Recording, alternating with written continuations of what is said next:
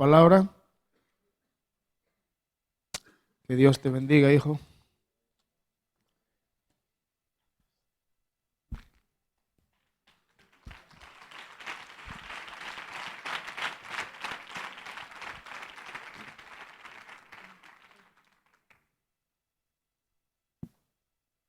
Muy buenas tardes a todos. Qué raro se me hace que no me chiven lo que tengo que decir.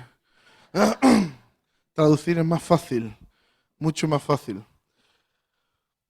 Un hermano se acercaba al final de la reunión anterior a Peter y, vamos, yo lo sé porque le traduje. Le animaba a Peter algunas cosas de las que había compartido sobre el tema de los mayores y le hablaba sobre otros tiempos donde había un respeto por los mayores, donde se consideraba su opinión y bueno, varias cosas muy bonitas que estuvo hablando con Peter, pero al final me gustó una cosa que el hermano comentó porque me da pie a lo que quiero compartir en esta ya tarde, y es que el hermano decía: qué bueno sería que pudiera la iglesia aprender a enlazar las generaciones las unas con las otras.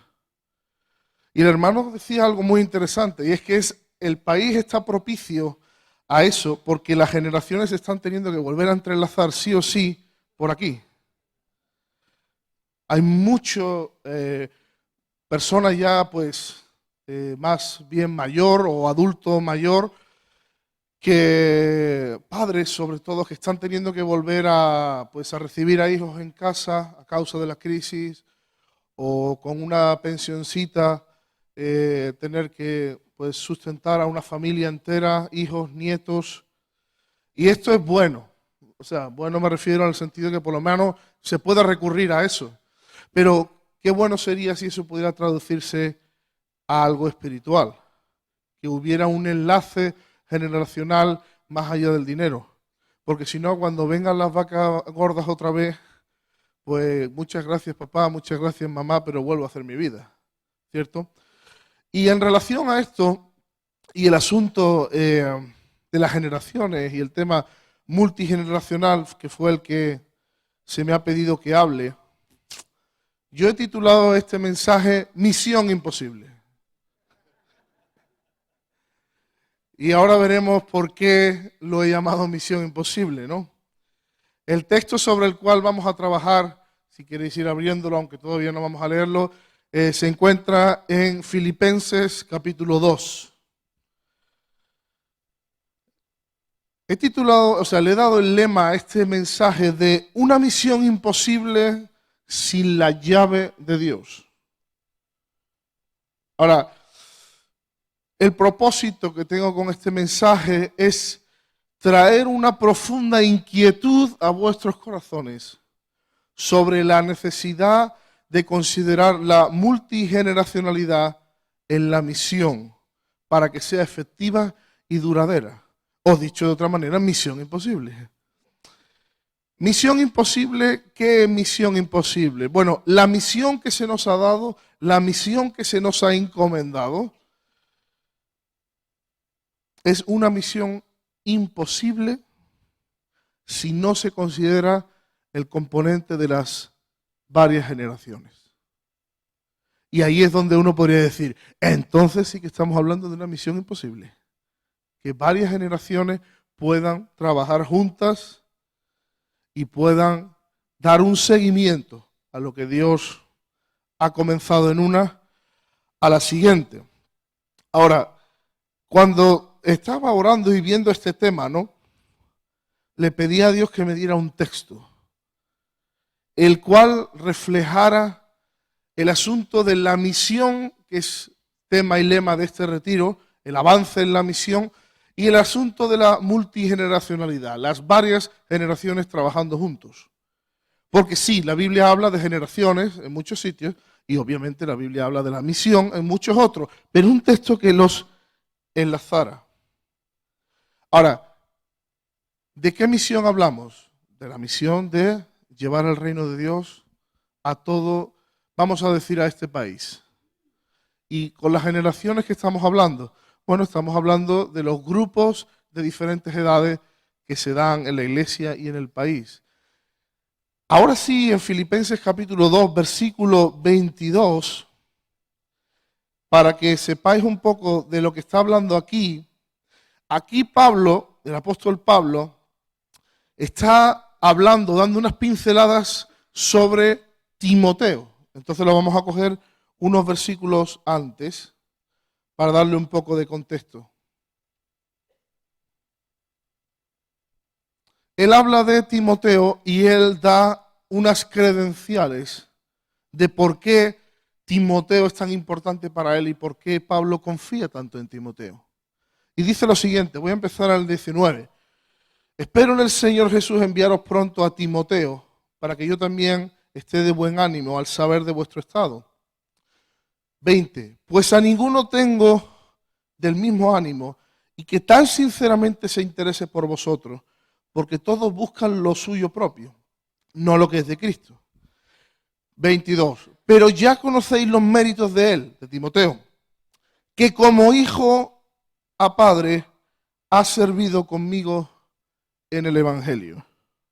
Aquí tenemos un texto, una frase, es que no llega ni al versículo entero, que combina el hecho de que dos generaciones trabajen juntas para la extensión del reino. Que como un hijo y como un padre o como de hijo a padre puedan trabajar no para un propósito privado, no para montar pues algo personal, sino para la extensión del reino. Ahora, ya lo del padre a hijo y el hijo al padre nos da una pista de por dónde van las cosas. Quiero decir lo siguiente, la misión que tenemos por delante no se puede realizar con una sola generación. No se puede. Con una sola generación no se puede realizar la misión. Ahora, es interesante resaltar en este texto lo que dice Pablo acerca de Timoteo. Dice, número 1, que es de un mismo sentir con Pablo. Dice, número 2, que está interesado en el bienestar de los hermanos. Dice, número 3, que busca los intereses de Cristo y no los suyos propios. Y, en cuarto lugar, y como comentábamos, trabaja en la propagación del Evangelio como hijo a padre, sirviendo como de hijo a padre. Ahora, esta es la afirmación arriesgada que quiero hacer en esta mañana. Y es que la misión que tenemos por delante, como decía antes, no se puede llevar a cabo si no se considera la multigeneracionalidad. Por lo tanto, este asunto no es para nosotros un asunto opcional. Vamos a demostrar rápidamente de 3 formas que esta misión no se puede hacer si no implicamos las varias generaciones. Lo vamos a probar con la realidad, lo vamos a probar con la historia de la Iglesia y por último y más importante lo vamos a probar con la Biblia. Si empezamos con la realidad, bueno, yo creo que es sencillo. En España hay miles y miles y miles de pueblos y de ciudades y de lugares que no tienen obra. Y es físicamente imposible que en lo que dura una generación pudiéramos conquistarlos todos. Es imposible. Ahora bien, yo me refiero a hacer una obra de evangelismo real, ¿eh? Porque si yo tengo una jartada de millones, yo me voy a la Primera o Antena 3, puedo poner un mensaje, pagar por él y 20 millones lo ven en un día. Ya he llegado a medio España. No, no me refiero a eso, que puede tener todo su valor, pero no me refiero a eso, me refiero a que a cada pueblo y a cada lugar llegue un cristiano, una cristiana y dé testimonio de Cristo y esté dispuesto a pelear por ese pueblo y por ese lugar. No es viable hacerlo en una generación. Hay más de 5.000 pueblos en España que no tienen obra, quitando las aldeas. No es viable. Ahora, vamos a suponer que viene un mover de Dios súper increíble que no tiene precedentes y oye, se llega a todo.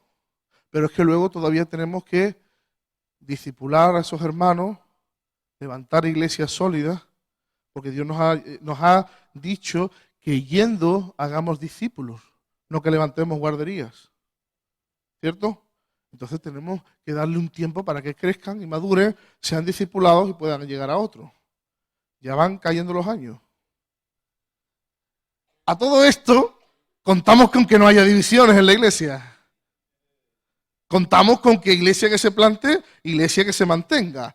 Que no haya conflictos, que no haya divisiones. Y además contamos con una estructura organizada que pueda regir todo esto a nivel nacional. Esto no es viable con una sola generación. No es viable. Ahora, ¿qué quiero decir con esto? ¿Desanimarnos a hacer la misión? No. Quiero huir de los triunfalismos. Quiero huir de las matemáticas fáciles que dicen, si uno gana a 2 y 2 ganan a 4 y 4 ganan a 6, en 2015 todos cristianos. Quiero huir de eso. Además, aunque fuera cierto, habríamos conquistado solamente España. ¿Podríamos aplicar esas matemáticas a Marruecos? No podríamos, ¿verdad? La realidad nos dice que no. Pero es que la historia tampoco nos dice que esta misión, también nos dice que esta misión es imposible sin las varias generaciones. A los que les gusta estudiar las historias de los avivamientos, voy a citar súper rápidamente 3. Uno a medio plazo, uno muy antiguo y uno reciente. Voy a empezar con el de Gales. El avivamiento de Gales se dio en el Reino Unido y es uno de los más famosos porque realmente tuvo un impacto en el país. O sea, no fue un avivamiento que solamente involucró a la iglesia, sino que a todo el país, la región de Gales, hubo un cambio. Ahí estaban hombres de Dios como Evan Roberts y otros, y fue semejante el avivamiento y semejante la influencia que tuvo en el país que los sitios de beber se cerraban, los prostíbulos se cerraban, la gente dejaba de decir picardía, de decir palabrotas. Todo el país cambió. Estamos hablando de un avivamiento serio, porque no solamente afectó a la iglesia de una forma introspectiva, sino que afectó al país. Hoy en día todavía los ingleses y los del Reino Unido todavía disfrutan de algunos beneficios de lo que pasó. No obstante, fue en Gales. No alcanzó ni siquiera al Reino Unido, ni mucho menos al mundo. Vámonos al principio de todo. Vámonos a la comunidad de Jerusalén, en Hechos, ¿verdad? Cuando hay miles y miles de personas que se convierten y los ministerios que son lanzados desde Antioquía, Pablo, Bernabé. Bueno, tremendo. O sea, miramos como época misional principal de la iglesia primitiva.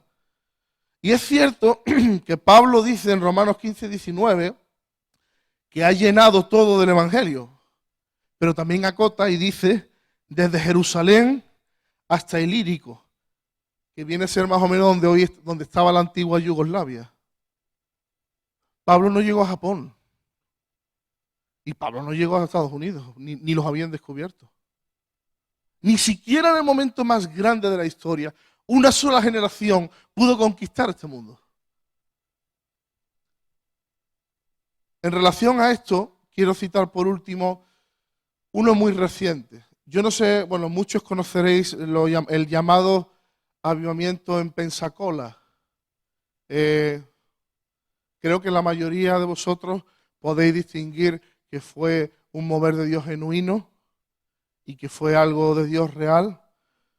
Y si no lo consideras así, pues bueno, tampoco quiero convencerte porque no te voy a convencer aunque yo te lo diga. Entonces, pero creo que la mayoría consideramos que fue un mover de Dios real. Muchos de vosotros conocéis a Esteban Gil, que ahora acaba de ser promovido a la gloria. Y sabéis lo que pasó.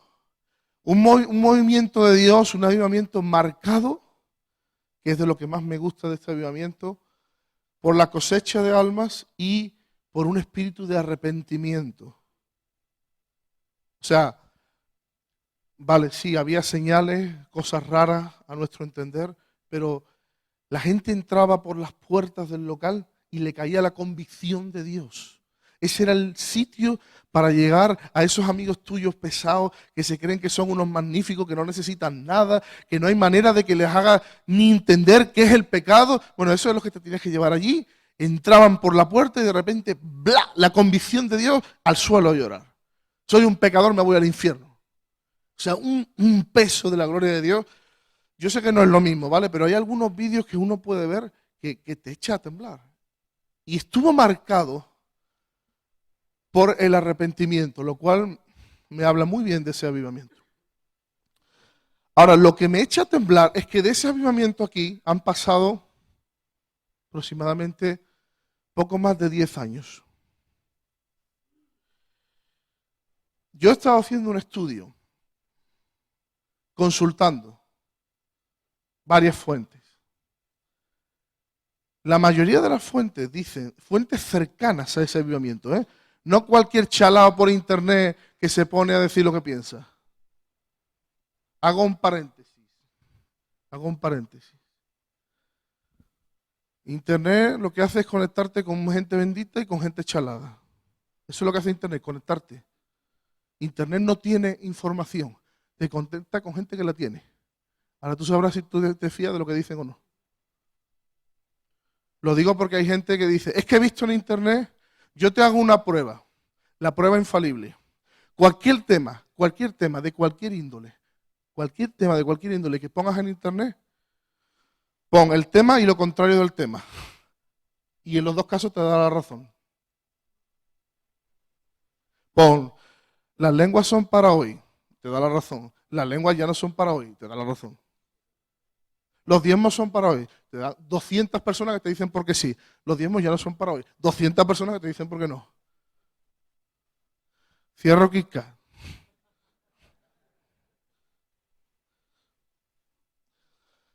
He intentado informarme lo mejor posible, a fuentes que estuvieron allí, que fueron ministerios allí. ¿Y sabéis lo que queda de aquello? Un mover de Dios que creo que le escuché al pastor de la congregación, John Kilpatrick, que dijo que en 10 años habían recibido 500.000 de visitantes, millones de convertidos, gente que Dios los tocaba y toda la ciudad sabía que Dios estaba haciendo algo. En los carteles de las autopistas ponía, no conduzca bajo los efectos del Espíritu Santo. Porque los gobernantes eran incrédulos, pero hombre, llega un momento que dice... O sea, una cosa, ¿sabéis lo que queda? Queda una congregación de 200 personas. Con por lo visto una deuda que no veas por algunas cosas que se compraron y tal. ¿Es esto normal? ¿Es esto lo que queremos? Bueno, pues todo el mundo da sus razones de por qué esto es así. Y yo no seré el que diga por qué esto dejó de funcionar, porque yo no soy nadie para juzgar un avivamiento.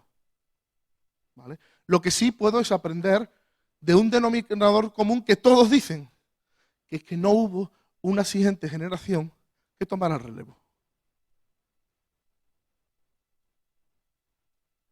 Poco a poco os estoy inquietando. Voy bien, porque eso es lo que quiero, porque esto es serio.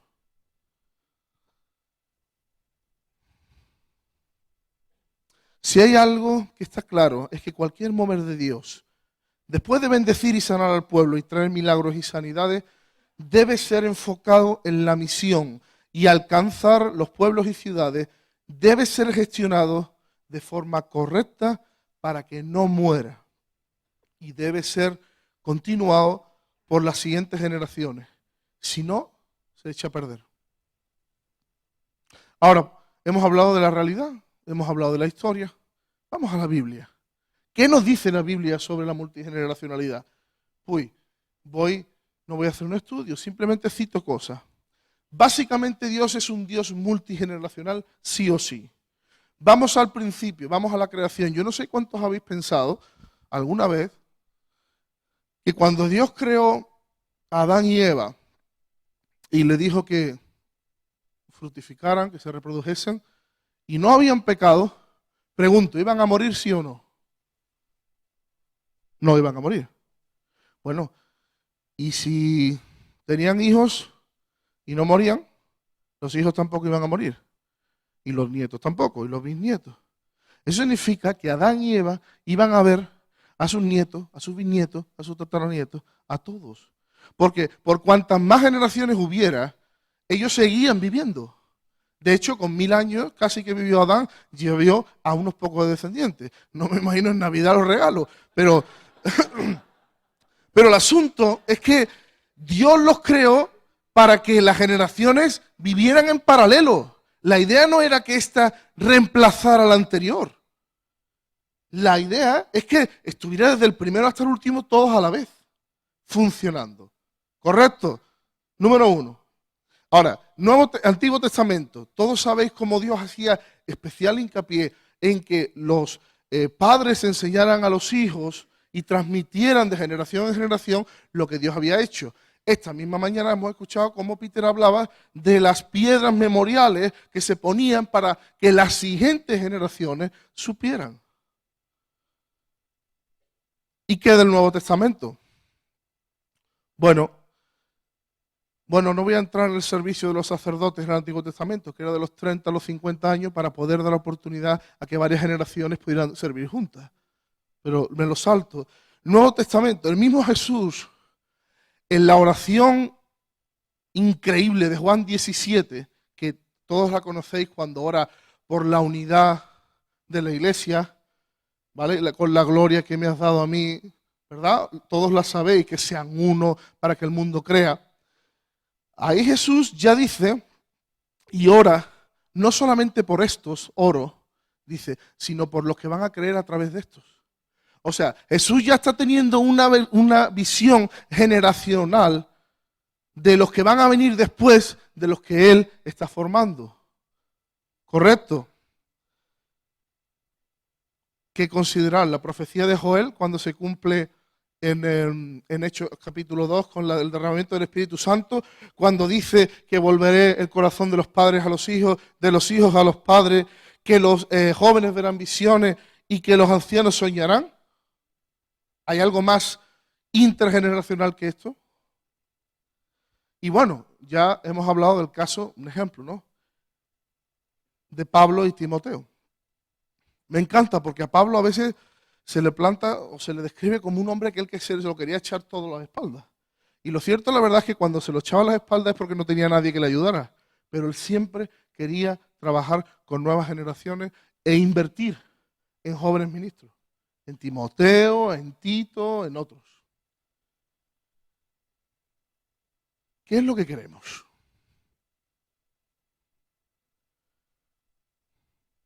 ¿Cuántos años pensamos vivir en este planeta? ¿Y cuántos años pensamos estar en la iglesia? ¿Queremos luchar por algo con sangre, sudor y lágrimas y envejecer peleando y cuando nos muramos que se acabe todo? ¿Queremos partirnos la cara por unos principios y luego echarlo todo a perder porque no hemos sido capaces de soltar el testigo correctamente? ¿O acaso creemos que va a aparecer un corredor que nos va a reemplazar así sin prepararlo, sin dar esas circunstancias? ¿Va a aparecer de la nada y va a llevar el testigo para adelante? ¿Queremos que después de 30 años de sufrimiento y de dar el callo, los sueños y los deseos de Dios para una congregación se echen a perder porque se divide cuando muere el pastor?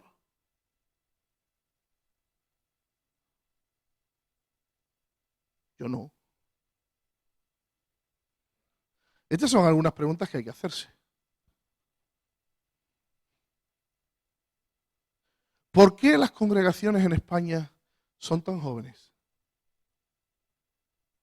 ¿Nos habéis fijado que la mayoría de las congregaciones en España no tienen más de 20 o 30 años? Algunas llegan a los 50 y es digno de celebración. Pero es que, llevamos 2000 años de historia de la Iglesia, que aquí en este país ha habido gente, en este siglo y en el pasado, dando el callo y dando la cara por Dios hasta la muerte. ¿Cómo es que las congregaciones son tan jovencitas? Obras que suben y luego se acaban, suben y luego se acaban. Así como alcanzamos el país. Las personas con más edad están obligadas a hacerse estas preguntas.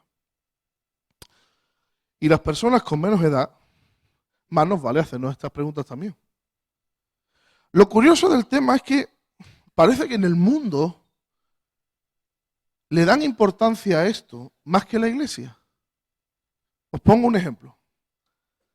En la NASA, por ejemplo, hay gente trabajando hoy para cuando el hombre vaya a Marte. Y esos señores saben que ellos no lo verán, porque algunos de ellos son muy mayores, son científicos increíbles, pero tienen mucha edad, no lo verán. Ellos dicen, calculamos que si la ciencia va a este ritmo en el 2030, 40, no lo verán y ya lo están pensando. De hecho, ¿sabes lo que hacen? Ellos están poniendo el fundamento para el que venga detrás lo haga.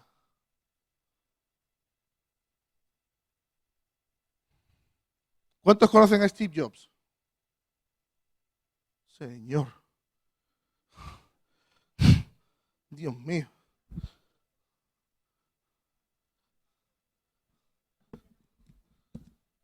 El que diseñó el cacharro este. Ahora sí, ¿no? El de la manzana. Este hombre murió en 2011 fue, creo, ¿no? Este hombre cuando murió ya había dejado diseñado los dos siguientes modelos del teléfono. El 5 y el 6. ¿Para qué? Para que otros continuaran su trabajo. Para que otros siguieran adelante. Estamos hablando de gente mundana que, hombre, nos hace el favor de darnos el teléfono, pero que no salva a nadie. Entonces, quiero decir lo siguiente. Para metas cortoplacistas vale una generación. Lo tengo que pintar en rojo. Es importante. Metas más altas y largoplacistas hacen falta varias generaciones. ¿Dónde va a estar tu congregación dentro de 50, 100 años? ¿Va a existir siquiera? ¿Va a estar? Y si está, ¿va a tener el sello de identidad que Dios le puso? ¿O va a ser otra cosa irreconocible? Bueno, aquí es donde quería traeros. Ya he terminado. Porque lo cierto y verdad es que ahora tendríamos que hacer un estudio grande y largo, no tenemos el tiempo, de multigeneración, cómo trabajar las varias generaciones juntas, cómo aprender a pasar el testigo, cómo aprender a vivir con mayores, cómo aprender a vivir con jóvenes, cómo entendernos, cómo respetarnos, cómo honrarnos, ¿verdad? ¿Para qué? Para que cuando salgamos ahí fuera a hacer una misión, esa misión no sea dependiente del Señor que está aquí, sino que perdure y perdure. Y que cuando los señores que están aquí nos llevan y buscan a Dios para liderarnos, pasen a mejor vida, nunca mejor dicho, las congregaciones puedan seguir con los mismos principios. Y adelante. Y no que digan un espacio vacío y de repente todo el mundo sí. Como cuando van a orar por los alimentos y se apaga la luz, ¿no? ¡Yeah! Cuando vuelve la luz están todas las manos ahí. Ahora yo, si bien no quiero entrar en este estudio, pero sí quiero dar algunos consejos que me parecen que son útiles. Ahora, cada uno de nosotros tendrá que pensar en esto, tendrá que reflexionar. Y no solamente el liderazgo, cada uno de nosotros. Pero lo cierto y verdad es que hay algunos consejos que me parece que son útiles. Consejo número 1. Como un hijo a un padre. Las relaciones multigeneracionales en la iglesia no son como en la empresa. En la empresa, ¿vale? El que está aquí tiene que intentar vigilar su cuello para el que está abajo no se lo corte. Y el que está aquí va a intentar cortarle el cuello al que está al de arriba. O pisarle. Así no se funciona en la iglesia. No se funciona en la iglesia. Que no se funciona en la iglesia. Que no se funciona así en la iglesia. En la iglesia se funciona como una familia. En la iglesia se funciona como una familia. Un padre no ve a un hijo como una amenaza. Un padre quiere lo mejor para su hijo. Y un padre quiere que, como se nos dijo ayer, sus hijos lleguen donde no han llegado ellos. Un hijo no es el principal enemigo del padre. Un hijo tiembla ante recibir el testigo de su padre, porque sabe que le ha costado 30 años de esfuerzo y de sufrimiento. Y lo ha visto. Y no solamente no quiere arrebatárselo, sino que tiembla ante la responsabilidad de asumir ese testigo. Y si lo tiene que asumir, porque lo tiene que asumir, lo asumirá. Pero lo primero que hace un hijo sano es agarrar la mano del padre y dice, jefe, tú no te vas de aquí. Tú no te vas, tú aquí, tú a mí me ayudas. Me ayudas. Y un padre sano dice, yo ayudarte, yo me jubilo ahora, tú ahora verás lo que tú haces. No hace, aquí sigo mandando yo.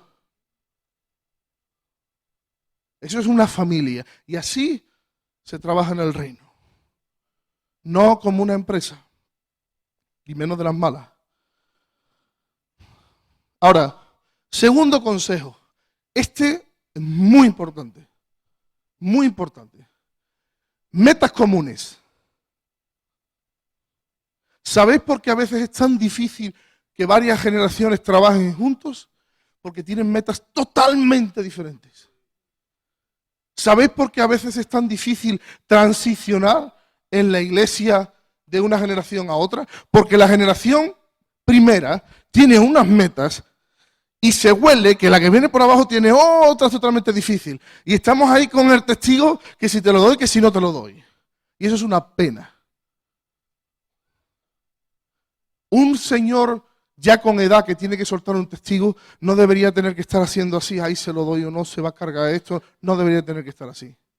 Y un señor que tiene un llamado de Dios, aunque sea joven, a tomar una obra y a llevarla a su máximo nivel, tampoco debería tener que estar así. Hombre, por favor, venga. No. No. Ahora, fijaros. Carreras de relevo. Típico ejemplo, ¿no? Fijaros que en las carreras de relevo hay estrategias, hay corredores más rápidos, hay corredores más lentos. Pero hay una cosa, todos van corriendo en la misma dirección. Es que esto parece evidente, pero no siempre es tan evidente, ¿eh? ¿Cuáles son nuestras metas? Como generación anterior, os pregunto, ¿cuáles son vuestras metas? ¿Cuál es vuestro propósito? Como generación nueva, ¿cuáles son nuestras metas? ¿Cuál es nuestro propósito? Porque si tenemos metas largas, metas altas, metas de Dios, conquistar a este barrio, conquistar a esta ciudad, plantar congregaciones, tanto una generación como la otra, puede ser que haya diferencia, pero hoy el encaje, los dos sabemos a dónde corremos. Ahora, si la generación anterior lo que quiere es, por ejemplo, no es un ejemplo, pues mantener aquí la cosa tranquilita y mira qué tal. Y la generación nueva lo que quiere decir, aquí vamos a partir con todo, no va a quedar ni el púlpito este. Con mucha dificultad podrá haber una buena transición. Puede haber de esas que hay transición porque el que viene corriendo se cae y se le escapa el testigo y ya viene el otro y lo coge. Dice, no, ahora una enfermedad en los líderes más mayores y cuando salen del hospital de un coma ya le han quitado el testigo. Sí. O, ¿quieres el testigo? Toma el testigo. Cuando ya llega y dice, mira, ¿sabes qué? Toma, haz lo que quieras, tú sabrás. Todo eso es insano. Todo eso no debe ser. Todo eso no es así. Es muy curioso porque en las carreras de relevo no solamente se corre en la misma dirección, sino que se corre dentro de carriles. Cada uno correrá como quiera, como Usain Bolt, ¿no? Que se pone así, pero por el carril. Las normas son las normas y son para todos. Y los principios son para todos. Para la antigua y para la nueva. Esto facilita, bueno, a nosotros nuestra carne nos lo pone, pero facilita las transiciones. Tengo una palabra para la gente más mayor, entre comillas, ¿no? La gente que está en esa generación que ya va más avanzadilla. Mira, hay algo más peligroso, hay algo que da más miedo que el soltar el testigo, o cambiar, o dar paso a la siguiente generación. Hay algo que es peor que el cambiar, no cambiar. Lo digo porque a veces diera esa falsa seguridad de que si retengo, me aseguro de que no caigan malas manos, no tal, ¿no? Y se entiende. Pero ojo que si te mueres con las botas puestas, ya no hay transición que valga, ¿eh? Morirse y que venga alguien y lo coja, eso no ha sido transicionar. Eso no ha sido transicionar. Eso es que, bueno, ¿vale? Esto para la generación anterior, ¿veis? Cortito y con cariño, ¿vale? Para la nueva generación, un poquito más, ¿eh? La nueva generación, mira, escuchadme. No, hacerme un favor. No seáis necios. Yo había puesto aquí, no seáis tristes, pero como estoy en un púlpito voy a decir no seáis necios. Vamos a ver, mira. Vamos. De joven a joven, ¿vale? Cuando tú crees que estás inventando la rueda, todos estamos ya en coches voladores. Con Marty McFly, el Dog y esto, ya estamos todos volando. Sí, sí. Sí. Ahora, tienes una idea. Una idea como joven. Oye, tienes idea. Estás más en contacto con la gente de tu entorno. Vale. Conoces mejor el barrio. Conoces el sitio de la misión. Oye, perfecto. Tienes una idea. Que puede ser revolucionaria. Eso se ha escuchado muchas veces, pero bueno, a lo mejor la tuya es la revolucionaria. Vale, perfecto. Pero escúchame, no te creas Isaac Newton. O sea, vamos a ver. Número 1, todo está inventado ya. Todo. No hay nada nuevo. Ahí. Ahora, todo lo que tú vas a vivir, todas las ideas que a ti se te van a ocurrir, ya un americano lo inventó. Sí. Hazme caso, que llevo 30 años en la iglesia. Mira, joven, escúchame. Ya un americano lo inventó. Ya un americano lo probó. Ya un americano lo documentó, porque hay que hacer libros. Pero bueno, todo americano. Ya lo documentó. Ahora, ya extrajo las partes buenas de la idea y ya extrajo las que fracasan. Entonces, por favor, tienes buena idea, tienes tesón, perfecto, pero aprende. No seas orgulloso. Hago otro kick. No son solamente jóvenes y creativos y enrollados la gente que tiene menor de 25 años, ¿eh? Porque yo estuve hace unos, ¿cuánto fue? Un mes y pico, en Navalcarnero, una obra de unos hermanos allí. Y mira, cuando yo vi aquello, mira, un salón bonito, precioso, un buen equipo de música, chulo, tal cual, buenos instrumentos. Una cafetería, escúchame, una cafetería chula, amplia, de estos colores lilas, no sé qué, plateado, tal cual, bonito, con cosas escritas en plan chilao, musiquita, no sé qué, cafelito bueno, la gente allí, buen ambiente, toda cristalada. Una tienda de ropa al lado, ¿cómo se llama? Benéfica, con buena ropa y todo, tal y cual. Mira, los jóvenes del pueblo venían a la cafetería a tomar café. Y lo que era una cafetería cristiana, ¿eh? Al lado del centro de reuniones. La Guardia Civil tomando café allí. El alcalde tomando café allí. El cura tomando café allí. No bromeo, ¿eh? Y yo dije, bueno, pero gente joven comiendo hamburguesas, no sé qué. Digo, oye, esto es un joven. Un joven revolucionario de estos de la nueva que dicen que hay que romper con la iglesia para tener iglesia, tal y cual. Toda esta película. Bueno, un señor de más de 40 años médico. Un señor de más de 40 años, el pastor médico, normal, con una mente renovada y una mente creativa. Cualquier joven que está empezando mataría por tener eso. Cualquier joven que está empezando en el ministerio mataría por tener eso. Y era una persona ya mayor, o sea, un adulto me refiero. Pero con una mentalidad. No, porque a los jóvenes les gusta tal y cual. Ven una pizarra para que pinten graffiti o no, yo qué sé. Entonces, ojo con lo de la mentalidad, ¿no? Ahora, jóvenes, ¿qué son ejemplos de esto? Mira, no quiero poner muchos ejemplos porque el ejemplo no es el punto y no, a ver, son ejemplos, ¿vale? Son ejemplos. Nadie se sienta. A ver. Mira, las cafeterías, por ejemplo. Gracias. Las cafeterías cristianas. Eso está inventado ya por los americanos en los años 60. Ya las tuvieron todas. Los puffs en el suelo, para sentarse así en plan tal y cual porque eres joven, está inventado ya por los japoneses. La iglesia sin iglesia. Esa no está tan inventada, pero que no la inventé tú. Mira, que está todo inventado ya.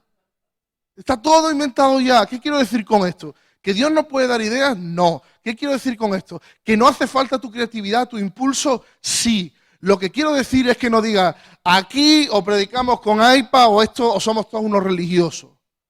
Aquí la antigua generación no puede ser porque hay que acabar con esa forma de hacer las cosas, bla, bla, bla, bla, porque lo que hace falta es bla, bla, bla, bla, bla, gente que no ha pegado un palo al agua en su vida ni ha ganado a un inconverso.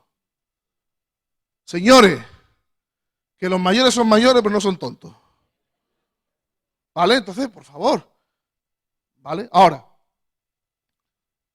vamos a continuar para salirnos de aquí. Aprende a tener las mismas metas que las que tienen otros. Mira, esta es la frase de la reunión. La frase de la reunión. Pelea por los sueños de otros. ¿Estás dispuesto como joven a pelear por el sueño de otro? Que no es el tuyo, como tú harías las cosas. Pero, mayores, ¿estamos dispuestos a pelear por los sueños de otros? O yo llevo aquí 40 años y aquí...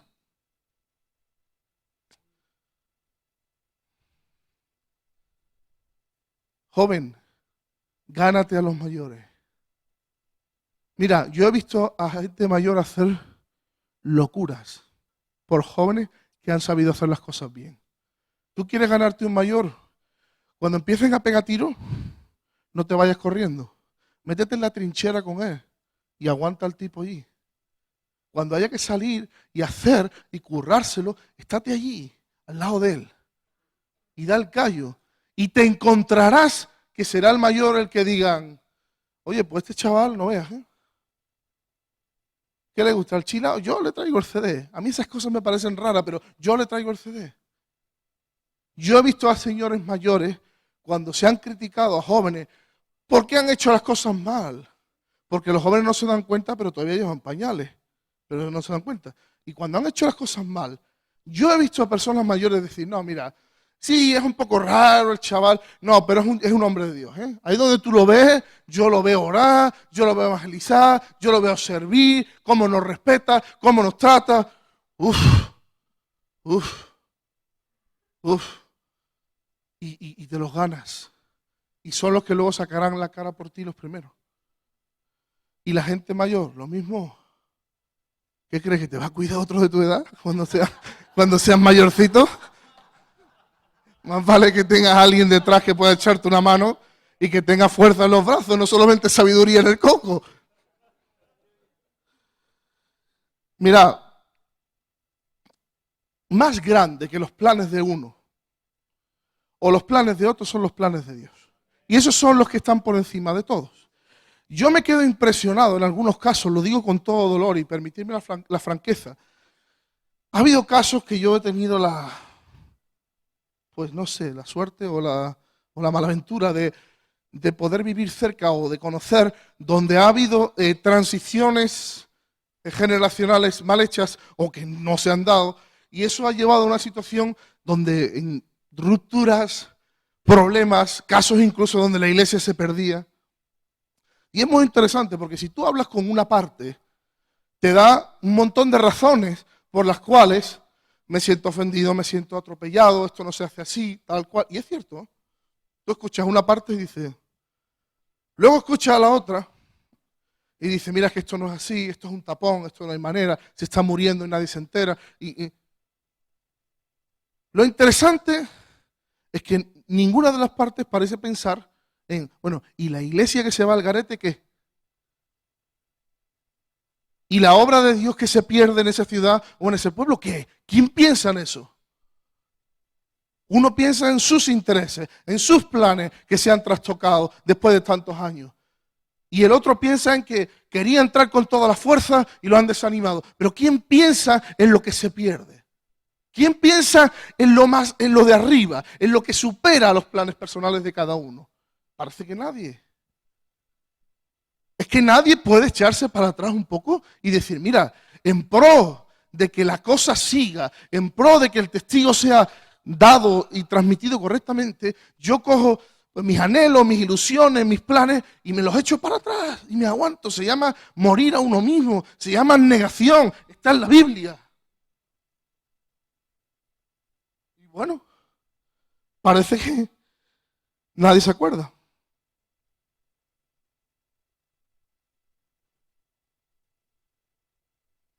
Yo quiero algo más que un mover de Dios y que un avivamiento de Dios. Yo quiero que haya un avivamiento de Dios y un mover de Dios de tal manera que el cuerpo de Cristo aprenda a respetar el mover de Dios y a respetar el Espíritu Santo de tal manera que Dios no quiera irse. Y después de 10 años, siga el mover. Y yo quiero ancianos que respeten el Espíritu Santo y jóvenes que respeten el Espíritu Santo de tal manera que digan, mira, lo más importante es que Dios siga en la casa, por encima de cómo hagamos las cosas. Y yo quiero que dentro de 50 años, en esa congregación, donde había uno, haya 10 congregaciones, y donde había milagros, siga habiendo milagros. Y donde había, pongamos, bendición en las misericordias, o en la alabanza, o en lo que sea, siga viéndola. ¿Para qué? Para que la obra no se caiga. Y para ello tenemos que hacer una atmósfera, un ambiente de respeto al Espíritu Santo y de respeto los unos a los otros para que Dios se quiera quedar. Como dijo nuestro hermano Malor Rengifo hace unos años en una predicación en Huelva, preparar un asiento donde Dios se quiera sentar y no se quiera ir. Y que lo llamen desde arriba, mira que tienes 2 galaxias que se van a chocar, no me voy de aquí, aquí me quedo. Independientemente de quién esté. Eso es más que un avivamiento. Eso es hacer que un sitio venga a ser morada de Dios.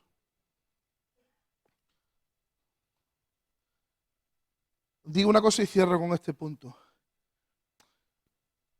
Cosas de Dios, para los de la grabación, estoy poniendo comillas, pueden ser, en un momento dado, cosas de Dios o pueden ser planes personales egoístas.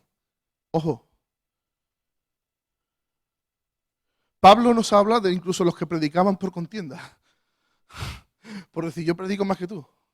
Claro que Pablo, que era sabio y humilde, decía, dale, dale, hártate. O sea, pero es interesante, o sea, predicar puede ser algo de Dios o puede ser un plan mío, una ambición mía. Grabar un CD puede ser algo que Dios te dice para que bendigas al mundo con las alabanzas que Dios te han dado, o puede ser una pura ambición personal.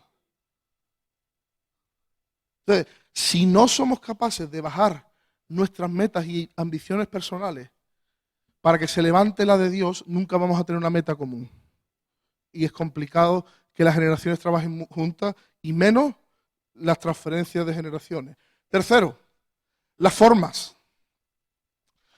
Las formas, hermano, este es el gran problema de las generaciones. Las formas, que es que las formas son muy diferentes. Esto es lo que echa a perder, hermano, todas las transiciones de las congregaciones. La forma, no es cierto. No es cierto. Las formas no tienen por qué ser lo que eche a perder las relaciones intergeneracionales. Unas preguntas. Cuando Dios llamó a Moisés y le apareció en la zarza, ¿cómo le dijo que tenía que actuar? ¿Cuál es la metodología que le dio para actuar? ¿Alguien se acuerda? Le dio un instrumento, una vara.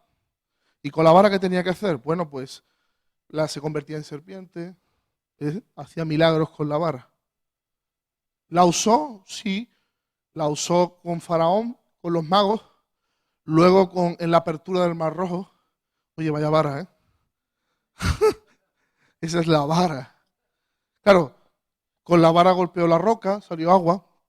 La vara. ¿Alguien ha visto a Josué usando una vara? ¿Por qué no usó Josué la vara? La vara santa. ¿Por qué no usó la santísima vara? ¿Por qué no usó la misma metodología que Moisés? Porque Josué usó una cosa muy diferente de una vara. ¿Qué fue? Fuerte, fuerte. No lo sabéis, ¿eh? La espada. ¿O qué cree? ¿Que le daba con la vara a los enemigos en la cabeza? Usó una espada. Ahora, la pregunta es la siguiente. ¿Quién decidió que Josué, en vez de usar una vara, usara una espada? ¿Moisés o Josué? ¿Cuántos dicen que Moisés? ¿Cuántos dicen que Josué?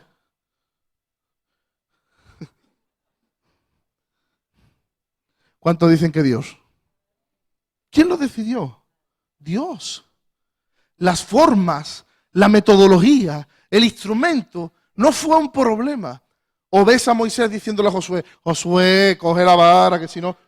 O Josué diciendo, yo vara, yo espada. No, es que no lo ves. Es que no lo ves.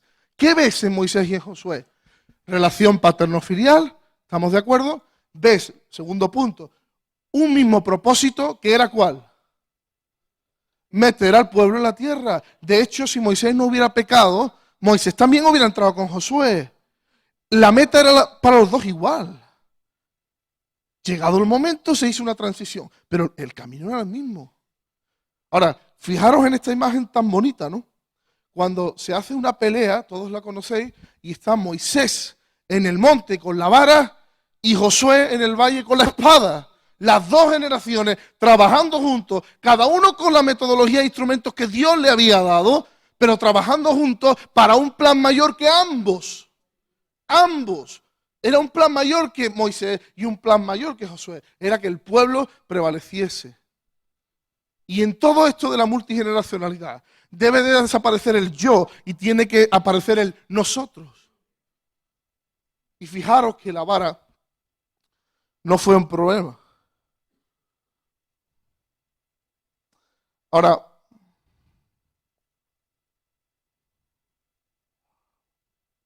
a mí me hubiera gustado hacer una ilustración aquí, pero no tenemos el tiempo. La ilustración es la siguiente. Yo cojo una caja, por ejemplo, como la caja roja, la abro y meto dentro cosas. Una Biblia, folletos, un himnario de canciones que representan a cosas que se hacen en la iglesia. Y ahora la generación anterior viene arrastrando esa maleta y se la quiere pasar a la generación nueva. La pregunta mía es, ¿qué es más importante? ¿Que la generación nueva coja la maleta, aunque luego la vacíe y meta lo que quiera? ¿O que la generación nueva que a lo mejor viene y usa mochilas en vez de maletas, cojan lo que hay dentro y lo metan en su mochila y sigan? Lo importante no es la forma, lo importante es que haya una transferencia de principios y valores. Porque a lo mejor, para ponerte en pie en lo alto de algo, pues la caja ha venido bien, la mochila no daría. Pero a lo mejor para correr en medio de la jungla, lo que te viene bien es la mochila. Pero mientras que los valores estén, no hay problema. El problema es que a veces nos engañamos y decimos, uy, se parecen mucho, qué bien trabajan esas dos generaciones. Bueno, y si los dos usamos la caja, pero luego yo he vaciado de contenido todo y he metido otros valores, ¿qué he ganado? Nada.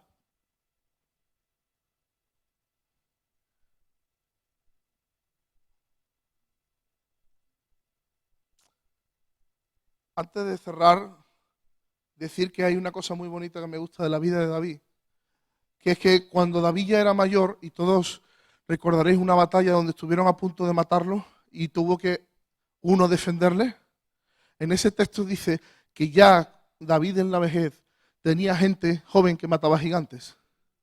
Ya no era David el único que mataba gigantes. ya tenía gente que mataba gigantes con él. Quiero entonces concluir diciendo que si no te has hecho ciertas preguntas, es bueno que te las hagas. ¿Qué va a pasar con la obra que estás haciendo en tu congregación?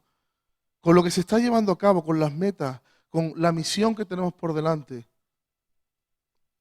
¿Qué va a pasar cuando ya no estés tú? ¿Qué va a pasar si tú no tienes la fuerza? Joven, ¿cómo vas a colaborar tú en ello? ¿Cómo te vas a meter? ¿Cómo vamos a poder trabajar juntos?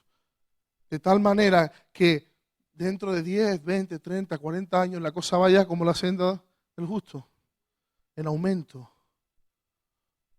¿Cómo lo vamos a hacer? ¿Te haces esas preguntas? Háztelas. Es importante. Hay que aprender a relacionarnos como varias generaciones. No cambiar, no abrirse esto es un suicidio.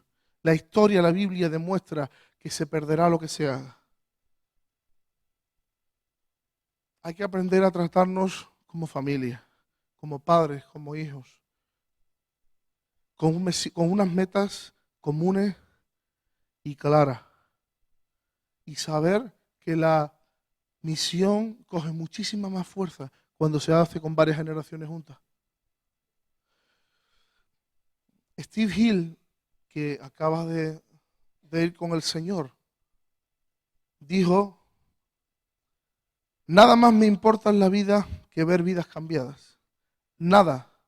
¿Sabes que lo único que podemos llevarnos con nosotros cuando morimos, cuando todo se acaba, es gente? Es todo lo que puedes llevarte, todo lo demás se queda. Lo único que puedes llevarte contigo son personas. Así que lo que estés haciendo, que no tenga que ver con gente que pueda llegar al cielo, básicamente es una pérdida. Hablo incluso de cómo te ganas la vida. Al ganarte la vida puedes estar proveyendo para tu familia, pero ¿para qué? Para que puedas criar a tus hijos en el consejo del Señor. Todo tiene el mismo propósito, para que lleguen al cielo. El propósito no debería ser que tu hijo no sufra lo que tú sufriste. Debería ser que tu hijo llegue al cielo. Lo más importante es lo más importante. Ahora, yo quiero cerrar haciendo una petición en esta ya tarde. ¿Por qué no, ahora cuando lo comente, no nos levantamos? ¿Por qué no nos levantamos y nos buscamos a alguien de otra generación? Puede ser un familiar o no. Si es un familiar, mejor. Pero lo cierto, de verdad, es que la familia a veces puede querer continuar y otras veces no. Pero aunque tu familia no sea esa siguiente generación, tienes muchos que son tu familia, que están ahí. Entonces, sea de tu familia o no, ¿por qué no buscarte a alguien de la otra generación? Y no en plan termina el culto, hermano, un abrazo. No, estamos todavía en el culto. ¿Por qué no hablar palabras sobre esa persona? Mira, te necesito. Esta misión que tenemos por delante es una pasada, es un gozo, pero nos queda muy grande. Yo te necesito a ti. Te necesito a ti, joven. Te necesito a ti, mayor. Quiero aprender a respetarte. Quiero aprender a ver lo que Dios tiene en ti. Y pasar un tiempo, unos minutos, bendiciendo a la otra persona. Buscarse gente de diferentes generaciones y bendecirse, abrazarse, hablar bien los unos sobre otros y que Dios pueda ver que en esta casa somos una sola familia. ¿Qué os parece? ¿Lo hacemos? Venga, adelante.